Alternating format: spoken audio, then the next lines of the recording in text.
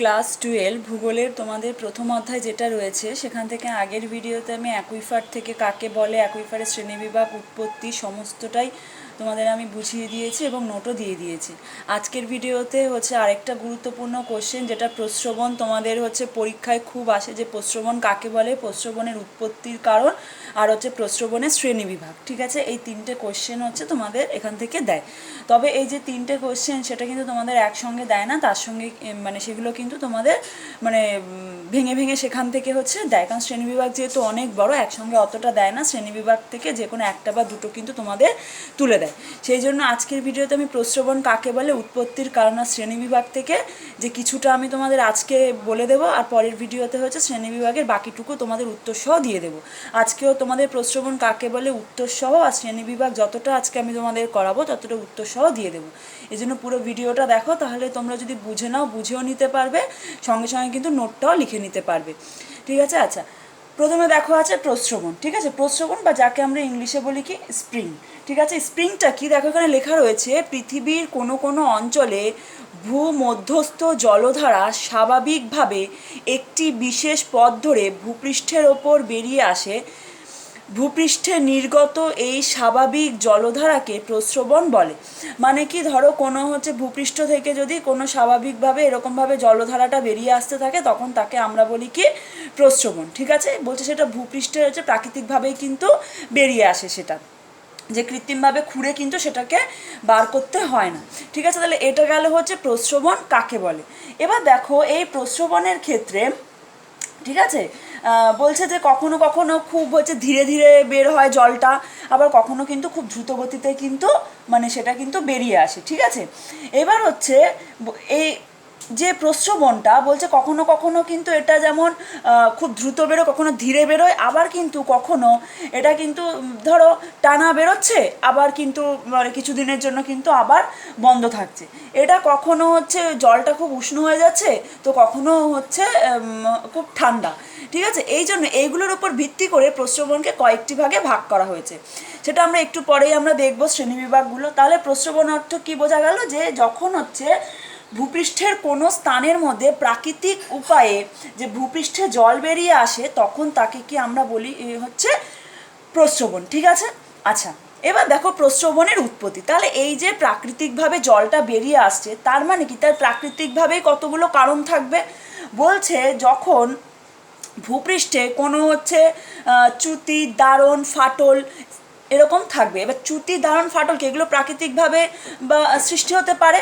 যেমন ধরো কোনো জায়গায় ভূমিকম্প হলো, বা হচ্ছে কোনো ধরনের যে প্রাকৃতিক বিপর্যয় হলো, বা মানুষের দ্বারাও যে সৃষ্ট এরকম শিলার মধ্যে যদি ফাটলের সৃষ্টি হয়, ঠিক আছে, তখন কী হয় সেটা হচ্ছে, এবার মানুষের দ্বারা কিন্তু কোনো কারণে কোনো নির্মাণ কার্য করতে গিয়ে ফাটলের সৃষ্টি হয়, সেটা কিন্তু এখানে কিন্তু জলটা বের করার জন্য কিন্তু হচ্ছে মানে সেটা হচ্ছে মানুষ ফাটাচ্ছে না। ঠিক আছে, তাহলে বলছে যদি, আর আমরা কি জানি যে প্রবেশ্য শিলাস্তর থেকে কিন্তু জল বেরোয়, তাহলে প্রবেশ্য শিলাস্তরে যদি কৃত্রিমভাবে বলো বা প্রাকৃতিকভাবে বলো, যে যদি চ্যুতি, দারণ, ফাটল, ছিদ্র এইসবের সৃষ্টি হয়, তাহলে কিন্তু প্রাকৃতিকভাবে কিন্তু জল বেরিয়ে আসতে পারে। তারপর কি বলছে, বলছে ধরো কোনো যদি অপ্রবেশ্য শিলাস্তর, ঠিক আছে, অপ্রবেশ্য শিলাস্তরের হচ্ছে ওপরে যদি একটা প্রবেশ্য শিলাস্তর অবস্থান করে, এটা হচ্ছে প্রবেশ্য, এটা হলো অপ্রবেশ্য। ঠিক আছে,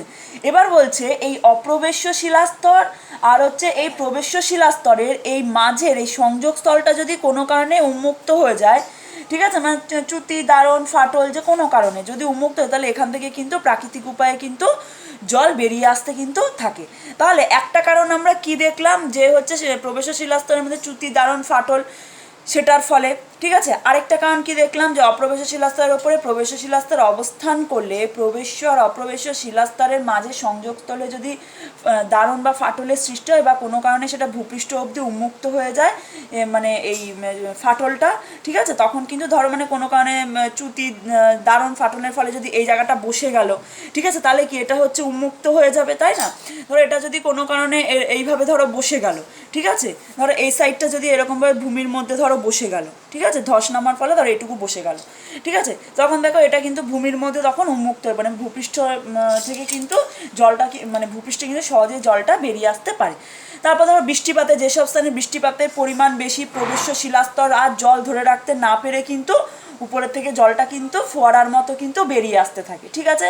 তার মানে কি, বৃষ্টিপাতের পরিমাণের উপর নির্ভর ভৌম জলের চাপ, তারপরে এই বৃষ্টিপাতের ফলে বা অনুশ্রাবণের ফলে জল চুইয়ে চুইয়ে যখন নিচের দিকে আসে, প্রবেশ্য শিলাস্তর সেটা ধরে রাখতে না পেরে অনেক সময় কিন্তু ওপরের দিকে কিন্তু বেরিয়ে আসতে থাকে, ঠিক আছে। তাহলে প্রবেশ্য শিলাস্তরের সোজা কথা, তাহলে এই প্রস্রবণ সৃষ্টির কারণ কি, প্রবেশ্য শিলাস্তরের মধ্যে চ্যুতি, দারণ, ফাটল, ছিদ্র এগুলোর ফলেই কিন্তু প্রস্রবণের সৃষ্টি হয়ে থাকে। আচ্ছা, এবার আমরা যেটা পড়বো যে প্রস্রবণের শ্রেণীবিভাগ। দেখো, প্রস্রবণের শ্রেণীবিভাগ, প্রস্রবণকে কিন্তু 4টে ভিত্তিতে ভাগ করা। একটা হচ্ছে হলো স্থায়িত্বের বিচারে, একটা হলো জলের উষ্ণতার ভিত্তিতে, একটা জলের উপাদানের ভিত্তিতে, আরেকটা হলো শিলার গঠন ও প্রকৃতি অনুসারে। আজকে আমরা এত দূর অবধি দেখব। পরের ভিডিওতে হচ্ছে শিলার গঠন ও প্রকৃতি অনুসারে যে ভাগগুলো রয়েছে, 8টা ভাগ, সেই 8টা ভাগ সম্পর্কে পড়ব। আজকে শুধু হচ্ছে তোমরা স্ক্রিনশট দিয়ে তবু এটা পুরোটা টুকে নাও, হ্যাঁ, যে এই হচ্ছে শ্রেণীবিভাগগুলো, ঠিক আছে। আর তার সঙ্গে সঙ্গে আজকে আমরা এতটা পড়বো, তার সঙ্গে নোটটাও কিন্তু তোমাদের আমি দিয়ে দেবো, ঠিক আছে। দেখো, প্রথমে আছে স্থায়িত্বের বিচারে। স্থায়িত্বের বিচারে কতটা শব্দটা শুনেই আমরা বুঝতে পারছি কি, যে তার মানে কি, জলের হচ্ছে মানে কত সময় জলটা থাকবে আর কোন সময় জলটা থাকবে না, ঠিক আছে। দেখো, এটা হচ্ছে অবিরাম প্রস্রবণ, আর একটা হলো কি একটা সবিরাম প্রস্রবণ। অবিরাম প্রস্রবণ মানে কি, তার মানে কি, অবিরাম মানে কি, যে স্তরের মধ্যে বা যে প্রস্রবণ থেকে সারা বছর আমরা জল পাচ্ছি তাকে বলা হচ্ছে কি অবিরাম প্রস্রবণ, ঠিক আছে। এবার অবিরাম প্রস্রবণটা কেন হয়, বলছে যে কোনো ধরো এই যেটা দেখো আমরা প্রস্রবণ সৃষ্টির সময়ই আমরা সেটা পড়েছি, যে কোনো যদি মানে অপ্রবেশ্য শিলাস্তরের ওপরে যদি কোনো প্রবেশ্য শিলাস্তর, এটা ধরো প্রবেশ্য শিলাস্তর, এটা অপ্রবেশ্য শিলাস্তর, ঠিক আছে, বলছে এই শিলাস্তরের সংযোগস্থলে যদি কোনো অসম্পৃক্ত স্তর কোনো সম্পৃক্ত স্তর যদি অবস্থান করে, সম্পৃক্ত স্তরটাকে যেটা অ্যাকুইফার পড়ার সময় আমরা বলেছি, যে একটা হলো সম্পৃক্ত স্তর, আরেকটা হলো কি, যে হচ্ছে যেটা মানে স্থায়ী সম্পৃক্ত স্তর নয়, যেটা হচ্ছে সাময়িক সম্পৃক্ত স্তর। সম্পৃক্ত স্তর মানে তাহলে আমরা কি বলবো, যেখানে হচ্ছে সারা বছর জল থাকে, ঠিক আছে, মানে সারা বছরই সেখান থেকে আমরা কিন্তু জল পেয়ে থাকি, ঠিক আছে। আর একটা হলো যে কি সাময়িক সম্পৃক্ত স্তর, কি সাময়িক সম্পৃক্ত স্তর, যার মানে শুধুমাত্র বর্ষাকালে জল পাওয়া যায় আর বাকি সময় কিন্তু জল পাওয়া যায় না। এবার বলছে এই যে স্থায়িত্বের বিচারে আমরা অবিরাম প্রস্রবণ পড়ছি, বলছে অবিরাম প্রস্রবণটা তাহলে কখন হয়, বলছে কোনো অপ্রবেশ্য শিলাস্তরের ওপরে যদি প্রবেশ্য শিলাস্তর অবস্থান করে আর তাদের মাঝে যদি কোনো সম্পৃক্ত হচ্ছে স্থায়ী সম্পৃক্ত স্তর যদি অবস্থান করে, আর এইটার হচ্ছে কোনো কারণে যদি উন্মুক্ত হয়ে যায়, বা এই যে সংযোগস্থলটা বলে না, যে সংযোগস্থল যদি কোনো কারণে উন্মুক্ত হয়ে যায় ভূপৃষ্ঠ অবধি, তাহলে সেখান থেকে কিন্তু সারা বছর কিন্তু জলটা কিন্তু বাইরে বেরিয়ে আসতে থাকে, ঠিক আছে। মানে এটা ঠিক দেখতে তখন কেমন হয়, ঠিক আছে। ধরো এটা হলো প্রবেশ্য স্তর, আর এটা হলো কি সম্পৃক্ত স্তর, এটা হচ্ছে স্থায়ী সম্পৃক্ত স্তর, এটা প্রবেশ্য স্তর, এটা হচ্ছে অপ্রবেশ্য স্তর। ঠিক এই জায়গাটা, ধরো এই জায়গাটা কোনো কারণে যদি দারণ ফাটলের ফলে যদি উন্মুক্ত হয়ে যায়, তখন এখানে কিন্তু প্রস্রবণের সৃষ্টি হয়ে থাকে। তার এছাড়া তো বৃষ্টিপাত তো রয়েইছে, বৃষ্টিপাতের ফলেও জল জমছে, সেই জলগুলো হচ্ছে আবার হচ্ছে কোনো কারণে আমরা বৃষ্টি অধক্ষেপণ, এই জন্য উৎপত্তির কারণ হিসাবে কিন্তু রয়েছে বৃষ্টিপাতের পরিমাণ নির্ভর করে, এই সংযোগস্থলে দারণ ফাটলের নির্ভর করে, ভৌমজলের চাপ, মানে বৃষ্টির ফলে বা অনুসরণ ফলে জল চুইয়ে চুইয়ে এখানে পড়ছে, এর ফলে ভৌমজলের চাপ যেই বৃদ্ধি পাচ্ছে সেটা কিন্তু এরকম প্রস্রবণের আকারে কিন্তু ফোয়ারার মতো বেরিয়ে যাচ্ছে, ঠিক আছে। আচ্ছা, তাহলে এটা গেল হচ্ছে যে কি হচ্ছে অবিরাম প্রস্রবণ। তারপর আছে দেখো সবিরাম প্রস্রবণ, ঠিক আছে। সবিরাম প্রস্রবণটা কি, সবিরাম প্রস্রবণটা হচ্ছে যেটা বললাম, যে প্রবেশ্য অপ্রবেশ্য শিলাস্তরের মাঝে যখন স্থায়ী সম্পৃক্ত স্তর অবস্থান করে, এটার হচ্ছে ঠিক উল্টো, ঠিক আছে। এইখানে কি অবস্থান করবে, বলছে প্রবেশ্য শিলায় স্থায়ী সম্পৃক্ত স্তরের ওপরে যদি কোনো ছিদ্র থাকে, তাহলে বর্ষাকালে ওই ছিদ্র দিয়ে জল নির্গত হয়ে কিন্তু সবিরাম প্রস্রবণ সৃষ্টি হয়ে থাকে। মানে দেখো, ধরো এই যে স্থায়ী সম্পৃক্ত স্তর, এখানে কি বলেছি যে প্রবেশ অপ্রবেশশীলতা, এখানে হচ্ছে সংযোগস্থলটা উন্মুক্ত হবে, সেটা না হয়ে বলছে ধরো এই যে এটা ধরো যে স্থায়ী সম্পৃক্ত স্তর প্রবেশ অপ্রবেশ শিলাস্তরের মাঝে বলছে নিচের দিক যদি কোনো কারণে ছিদ্রযুক্ত হয়, এর ফলে কী হবে, তাহলে এখান থেকে কিছু জল চুইয়ে ধরো এই লেয়ার অবধি আসবে, যদি এখানে যদি ফাটলের সৃষ্টি হয় তাহলে জলটা চুইয়ে কিছু পরিমাণ কিন্তু জল এইখান অবধি আসবে, মানে এখান থেকে সেটা এত দূর অবধি আসবে। কিন্তু এই স্তরটা থেকে জল কিন্তু শুধুমাত্র আমরা বর্ষাকালেই পাবো। কেন বর্ষাকালে পাবো? যখন জলের পরিমাণটা বৃদ্ধি পাবে, বৃষ্টিপাতের পরিমাণটা বৃদ্ধি পাবে, তখনই তো এই স্তর অবধি জল আসবে, আদারওয়াইজ তো এই স্তরে তো জল কিন্তু আসবে না। এই জন্য এই সাময়িক সম্পৃক্ত স্তরের মধ্যে কিন্তু শুধুমাত্র বর্ষাকালে জল পাওয়া যায়।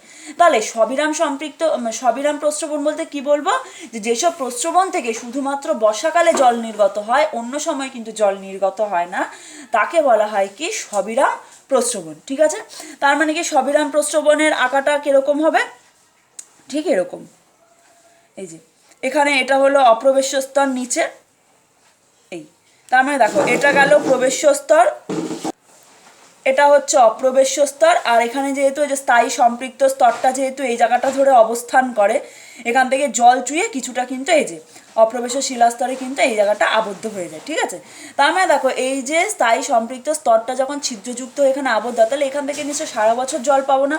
এখানে জলের পরিমাণ বেশি হওয়ায় দেখো আমরা কিন্তু যখন অ্যাকুইফার করছি, এই জন্য অ্যাকুইফারের ভিডিওটা তোমরা একবার দেখে নিও, যে কিছু জল হচ্ছে কৌশিক প্রক্রিয়ায় উপরের দিকে উঠে যায়, কিছু জল অভিকর্ষজ টানের ফলে নিচের দিকে চলে আসে।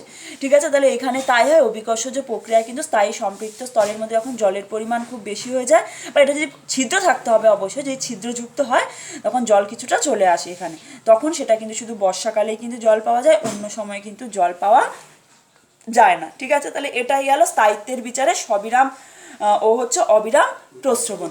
আচ্ছা, নেক্সট আছে দেখো জলের উষ্ণতার ভিত্তিতে শীতল প্রস্রবণ আর হচ্ছে উষ্ণ প্রস্রবণ। ঠিক আছে, এটা আমরা নামটা শুনেই বুঝতে পারছি, যেসব প্রস্রবণের জল ঠান্ডা হয় তাকে শীতল প্রস্রবণ বলা হয়, আর যেসব প্রস্রবণের জল উষ্ণ হয় তাকে উষ্ণ প্রস্রবণ বলা হয়। ঠিক আছে, শীতল প্রস্রবণের একটা উল্লেখযোগ্য উদাহরণকে এটা তোমরা লিখে নিতে পারো, যে এটা কিন্তু দেরাদুনের রাজপুর অঞ্চলে সহস্রধারা। ঠিক আছে, দেরাদুনের রাজপুর অঞ্চলে সহস্রধারা হচ্ছে ভারতের একটি শীতল প্রস্রবণের উদাহরণ, এটা কিন্তু তোমাদের পরীক্ষায় দেয়। নেক্সট হচ্ছে উষ্ণ প্রস্রবণ। এবার কথা হচ্ছে যে জলটা গরম হয় কেন, আমরা কি জানি, দেখো অগ্নুৎপাতের সময় কিন্তু গরম জলটা নির্গত হয়, তাই না? এবার বলছে দেখো কোনো স্থানে যদি যে ধরো যেখান থেকে যে প্রস্রবণের সৃষ্টি হচ্ছে তার কাছাকাছি যদি কোনো ম্যাগমা গহ্বর থাকে, বা সোজা কথা যদি কোনো আগ্নেয়গিরির অবস্থান থাকে, তাহলে কিন্তু সেই ম্যাগমা গহ্বর থেকে কিন্তু সেখান থেকে জল কিন্তু কিছুটা বেরিয়ে এসে এই যে প্রস্রবণটা এর কাছাকাছি থাকে তার মধ্যে থাকা জলটাকে কিন্তু প্রচণ্ড পরিমাণে উষ্ণ করে দেয়। তার মানে এই যে প্রস্রবণের যে জলতল ম্যাগমা গহ্বর থেকে, আর ম্যাগমা গহ্বর থেকে আসে মানে সেই জলটা ডেফিনেটলি গরমই হবে, সেই গরম জলটা যদি ভৌম তলের পৃষ্ঠে চলে আসে, তাহলে সেখান থেকে যে জলটা বেরোয় সেই জলটা কিন্তু প্রচণ্ড উত্তপ্ত হয়। ঠিক আছে, এই উষ্ণ প্রস্রবণের একটা অংশ কি গিজার, এই জন্য দেখবে আমরা যে বাড়িতে গিজার লাগাই, অ্যাকচুয়াল সেটা যেহেতু উষ্ণ প্রস্রবণের একটা মানে অংশ হলো গিজার, যেহেতু উষ্ণ জলকে আমরা গিজার বলি।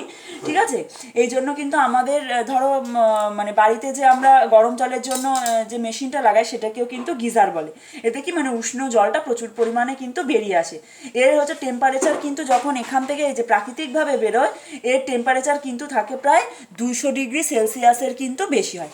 গিজারটা কিভাবে মানে সৃষ্টি হচ্ছে, এর বৈশিষ্ট্য কি, এটা আমি তোমাদের পরের ভিডিওতে বলবো। এখানে হচ্ছে আমি বলছি না, কোনটা আলাদাভাবে তোমাদের নোট হিসাবে মানে পরীক্ষায় দেয় যে গিজার কাকে বলে। ঠিক আছে, ওই জন্য তোমরা আলাদা করে ওটা দেবো, ওটা উষ্ণ প্রস্রবণেরই একটা অংশ। ঠিক আছে, তাহলে কি বললাম, উষ্ণ প্রস্রবণ যে ভূপৃষ্ঠের যে স্থানে কোনো প্রস্রবণের কাছাকাছি যদি কোনো ম্যাগমা গহ্বর অবস্থান করে, বা ভূপৃষ্ঠের দুর্বল স্থানে যেখান থেকে ম্যাগমা বেরিয়ে আসতে পারে সেরকম জায়গায় যদি কোনো প্রস্রবণ অবস্থান করে, তাকে কিন্তু উষ্ণ প্রস্রবণ বলা হয়ে থাকে। আর উষ্ণ প্রস্রবণের ক্ষেত্রে আমরা জানি আমাদের পশ্চিমবঙ্গে রয়েছে বীরভূমে বক্রেশ্বর হচ্ছে একটা উল্লেখযোগ্য কিন্তু উষ্ণ প্রস্রবণ। ঠিক আছে, আচ্ছা, তারপরে দেখো আছে যে জলের উপাদানের ভিত্তিতে স্বাদু জলের প্রস্রবণ, খনিজ জলের প্রস্রবণ। এটাও কিন্তু আমরা বুঝতে পারছি স্বাদু জল আর খনিজ জলের হচ্ছে প্রস্রবণ। হ্যাঁ, এটা মানে কি, যে তার মানে কি একটার মধ্যে হচ্ছে লবণের পরিমাণ বেশি কম থাকবে, আর একটার মধ্যে লবণের পরিমাণ কিন্তু বেশি থাকবে। তাহলে স্বাদু জলের প্রস্রবণে আমরা কি বলতে পারি, যে মানে যেসব প্রস্রবণের মধ্যে কি হয়, খনিজ দ্রব্যের মানে পদার্থের পরিমাণ কিন্তু শুধু লবণ না, মানে খনিজ পদার্থের পরিমাণ 1 গ্রামের কম থাকবে। এখানে কিন্তু থাকে কি 1 গ্রামের কম, মানে স্বাদু জলের মধ্যে থাকবে কি 1 গ্রামের কম। ঠিক আছে। আর হচ্ছে কি, আর খনিজ জলের প্রস্রবণটা কি, নিশ্চয়ই তার মধ্যে 1 গ্রামের হচ্ছে বেশি থাকবে, তাহলে সেটাকে আমরা খনিজ লবণের প্রস্রবণ বলবো। যে সেখানের মধ্যে কি থাকবে, বিভিন্ন হচ্ছে সোডিয়াম, ক্লোরাইড, ম্যাগনেসিয়াম, আয়রন, এগুলো কিন্তু এই খনিজ জলের মানে প্রস্রবণের মধ্যে কিন্তু থাকবে। ইংল্যান্ডের চেলটনম কিন্তু স্পাতে এরকম এক ধরনের কিন্তু খনিজ জলের প্রস্রবণ কিন্তু লক্ষ্য করা যায়। আচ্ছা, তোমাদের এই ভিডিওতে আমি আজকে এই অবধি বলে দিচ্ছি। ঠিক আছে, পরের ভিডিওতে হচ্ছে আমি এইগুলো বলে দেবো। এখানে আজকের হচ্ছে এইগুলোর হচ্ছে নোটগুলো দেখে নাও। প্রস্রবণ কাকে বলে সেটা নোটটা দিয়ে দিয়েছি, আর বাকি এগুলোর নোটটা হচ্ছে তোমরা দেখে নাও। এভাবে লিখবে, তাহলেই কিন্তু পুরো নাম্বারটা পাবে। এই যে দেখো, এটা তোমরা স্ক্রিনশট দিয়ে লিখে নিতে পারো। এখানে এই যে সাহিত্যের বিচারে অবিরাম প্রস্রবণ, সবিরাম প্রস্রবণ। ঠিক আছে, এখানে আঁকাটাও আছে, এটা একটু পজ করে বা স্ক্রিনশট দিয়ে হচ্ছে লিখে নেবে। তারপরে দেখো এর আঁকাগুলো এখানে রয়েছে। এই যে আঁকাগুলো কিন্তু আঁকবে সবিরাম আর অবিরাম প্রস্রবণের ক্ষেত্রে। তারপরে নেক্সট দেখো যে জলের উষ্ণতার বিচারে শীতল প্রস্রবণ ও উষ্ণ প্রস্রবণ। ঠিক আছে, এখান থেকে এটা লিখে নাও স্ক্রিনশট দিয়ে। এইভাবেই কিন্তু তোমরা লিখবে পরীক্ষায়। উদাহরণগুলো ভালো করে পড়বে, কারণ ভারতের ক্ষেত্রে উদাহরণগুলো কিন্তু তোমাদের দেয়, বা যে কোনো একটা উদাহরণ কিন্তু তোমাদের দিয়ে থাকে। আচ্ছা, নেক্সট দেখে নাও।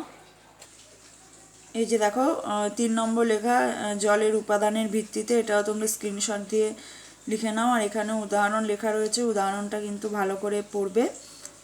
এটা স্ক্রিনশট দিয়ে তোমরা টুকে নিতে পারো। তোমাদের পরের ভিডিওতে আমি শ্রেণীবিভাগগুলোর নোট সহ কিন্তু তোমাদেরকে আমি বুঝিয়ে দেবো।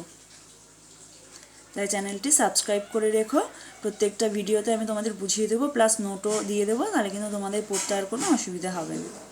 আর এই চ্যাপ্টারের নোটটাও আমি তোমাদের দিয়ে দিয়েছি, শর্ট কোয়েশ্চেনের নোটটা, ওটা ভালো করে পড়বে। 10 ইয়ার সমেত সেটা সলভ করাই আছে, তোমাদের আলাদা করে কিন্তু 10 ইয়ার্সের আর মানে সলভ করা দরকার নেই।